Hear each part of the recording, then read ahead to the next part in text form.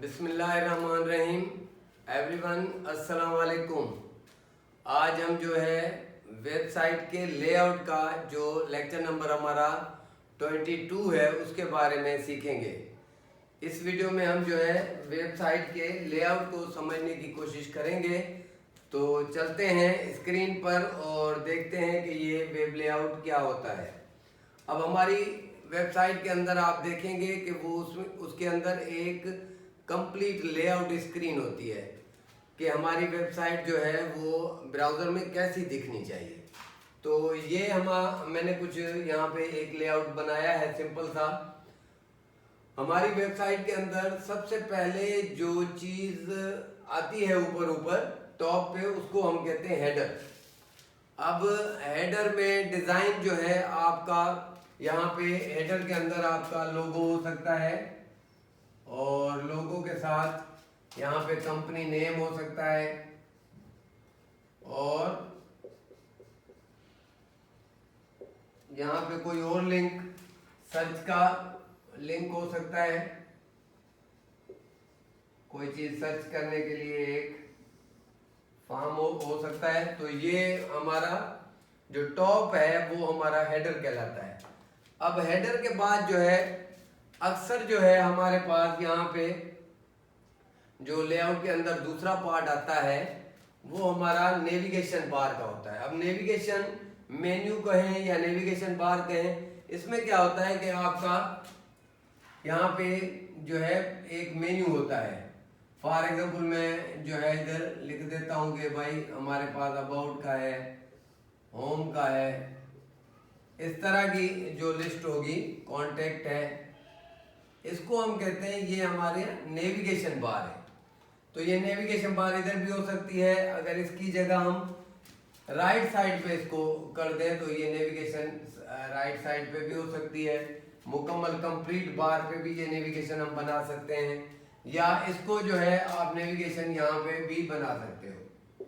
यहाँ पे छोटे छोटे जो है लिंक हम लिख दें, लिस्ट बना दें। तो सेकंड पार्ट जो हमारा वेबसाइट के अंदर, हमारे वेब पेज के अंदर होता है वो होता है नेविगेशन बार का।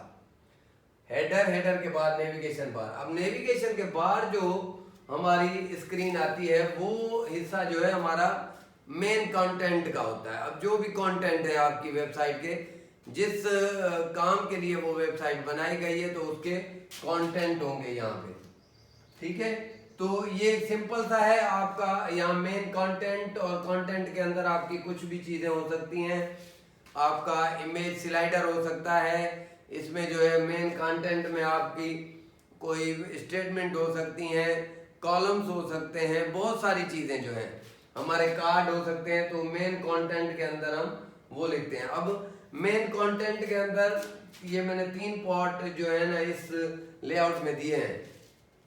अब ये जो मेन कंटेंट है, मेन कंटेंट के साथ साइडों में कंटेंट, यहाँ पे हम साइडों में कंटेंट लगाते हैं। वेबसाइटों में देखें तो यहाँ पे एड्स चल रही होती हैं, गूगल एड्स वगैरह या कुछ और एड्स जो है चल रही होती हैं, जिससे ये वेबसाइट जो है अपनी सर्फिंग से पैसे भी कमाती हैं।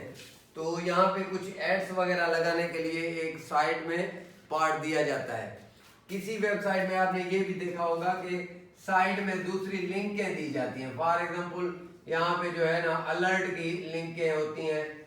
आप जो है किसी भी वेबसाइट में देखेंगे अलर्ट की होती हैं, अलर्ट्स आ रहे हैं, न्यूज़ फीड्स आ रही हैं, इस तरह की चीज़ें जो है साइड बार में लिंकें दी होती हैं। कोई अगर इंस्टीट्यूट है तो उसका रिजल्ट आ रहा है, अनाउंसमेंट्स आ रही हैं, तो ये सारी जो है, और अपना कुछ भी कंटेंट्स जो है आप साइड बार पे इस पे कंटेंट में लिंकें दे सकते हैं। जैसे नेविगेशन बार ऊपर आ गई तो अलर्ट्स, न्यूज़ फीड्स वगैरह इस तरह। कभी कभी वेबसाइट में ऐसा भी होता है, जैसे न्यूज़ की वेबसाइट होती है तो यहाँ पे एक टेक्स्ट का स्लाइडर जो है चल रहा होता है, टेक्स्ट का स्लाइडर जो है कंटिन्यू चल रहा होता है। तो ये स्लाइडर जो है हमारा, आपने HTML में सीखा होगा, ये मार्की के जो एलिमेंट के जरिए स्लाइडर सेट किया जाता है। तो टेक्स्ट यहाँ पे न्यूज़ फीड्स वगैरह जो भी हैं, अलर्ट्स वगैरह जो भी हैं चलते रहते हैं उसके बारे में। तो यहाँ पे ये भी दे सकते हैं। मेन कंटेंट के अंदर हमारी बहुत सारी चीज़ें हैं। वेबसाइट ये डिपेंड करता है आपकी वेबसाइट पे कि आपकी वेबसाइट कैसी है, और उसके मेन कंटेंट जो है वेबसाइट के अकॉर्डिंग वो सेट कर देते हैं। और उसके बाद आते हैं तीसरा, जो चौथा हमारा वो मेन जो चीज़ है उसको कहते हैं फुटर। जैसे ही मेन कंटेंट्स वगैरह यहाँ पे ख़त्म होंगे तो एक फुटर का एरिया होगा। फुटर में आपकी एड्रेस आ रही होती है, आपका कॉन्टेक्ट नंबर आ रहा होता है, ईमेल आपका लिखा हुआ आ रहा होता है, या आपके सोशल मीडिया जो आइकन्स हैं, सोशल मीडिया लिंक्स हैं वो आ रहे होते हैं। तो इस तरह की चीज़ें जो है हम फुटर में लगाते हैं। तो इस तरह का जो ये सिंपल मैंने लेआउट दिया है वेब का, तो ये वेब का लेआउट जो है आपको एक आसानी पैदा कर देता है कि आपने अपनी वेबसाइट के अंदर कौन सी चीज़ कहाँ पर लगानी है। और आते हैं अब जो है पिछले लेक्चर में हमने जो फॉर्म सीखा था, आज उसके फॉर्म का जो है एक मजीद जो है वो कोड लिखेंगे, जो कि आपको पिछले लेक्चर के साथ मिला के इसको सेट करना होगा, और इसमें आप आसानी से जो है फॉर्म के बारे में मजीद चीज़ें सीख सकेंगे। अब ये फॉर्म का कोड मैं लिखता हूं।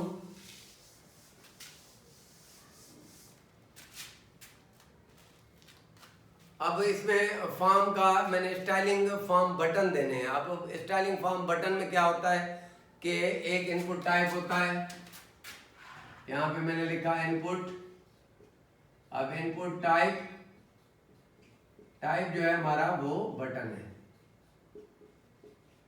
क्या है? टाइप हमारा बटन है।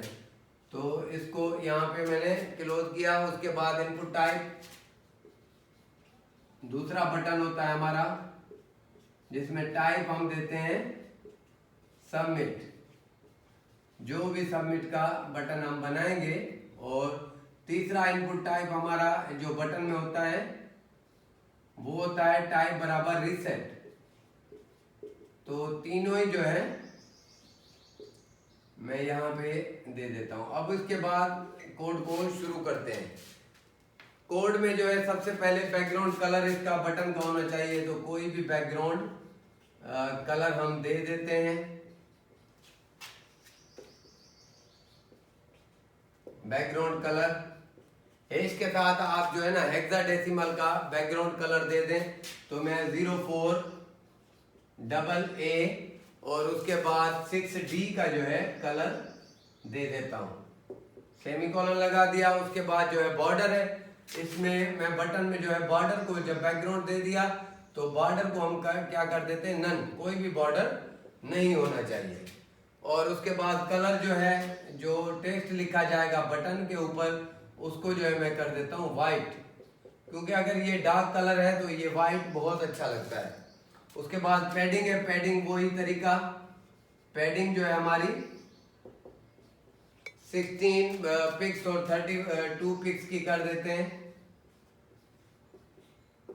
और उसके बाद टेक्स्ट डेकोरेशन, ऑलवेज हम क्या करते हैं कि टेक्स्ट डेकोरेशन में जो भी HTML का वो जो कोड के अंदर डेकोरेशन आती है उसको खत्म करना पड़ता है। तो ये हम क्या कर देते हैं, नन। टेक्स्ट डेकोरेशन ऑलवेज हम क्या करते हैं, नन करते हैं। और उसके बाद मार्जिन सेट कर देते हैं कि मार्जिन भाई कौन सा होना चाहिए। तो मार्जिन आप पिक्सल में देते हैं। पहले आप सीख चुके हैं 4 पिक्स और उसके बाद 2 पिक्स का मैं मार्जिन दे देता हूं। तो ये हमारा मार्जिन सेट हो गया। उसके बाद कर्सर पॉइंटर। अब कर्सर के अंदर जो है हम कर्सर कौन सा रखेंगे, ये हमारा पॉइंटर होगा भाई। कर्सर हमारा पॉइंटर है।